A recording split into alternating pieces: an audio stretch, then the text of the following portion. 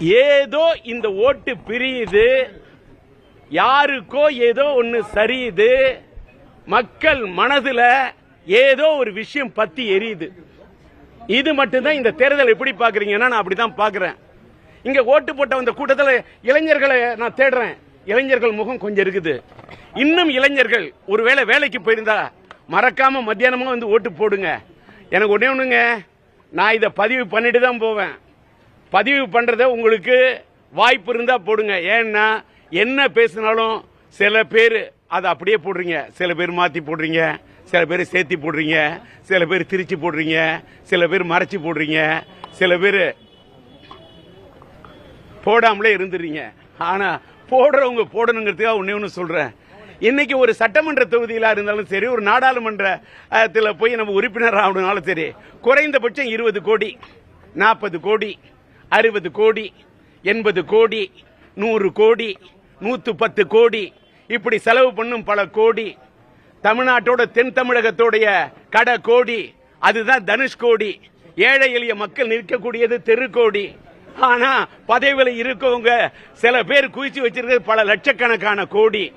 ஆனா என்கிட்ட எல்லாம் இருக்கிறது வெறும் தாடி. நான் 1996 இருந்து 2001 வரைக்கும் பூங்கா நகர் தொகுதியில் நான் எலெக்ஷன் நின்ன ஜெயிச்சேன். எல்லாம் வல்ல இறைவன் இருக்காரு மேல.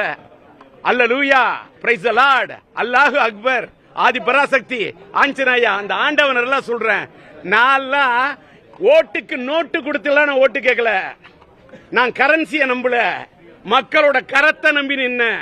இப்ப கூட சில பேர் கரன்சியை தான் நம்புறாங்க, ஓட்டு போடக்கூடிய மக்களோட கரத்தை நம்பல. ஆனால் நான் பூங்கா நகர் தொகுதியில் நின்னப்ப மக்கள்கிட்ட போய் எனக்கு போடுங்க ஓட்டு அப்படின்னு பாடி கேட்டேன் பாட்டு. ஏறின பல வீட்டோட கேட்டு ஓட்டு கேட்டு போனேன், கேட்டது ஓட்டு. ஆனா நான் ஓட்டுக்கு போடுறதுக்கு மக்களுக்கு கொடுக்கல நோட்டு. இதுதான் சத்தியம், இதுதான் தர்மம்.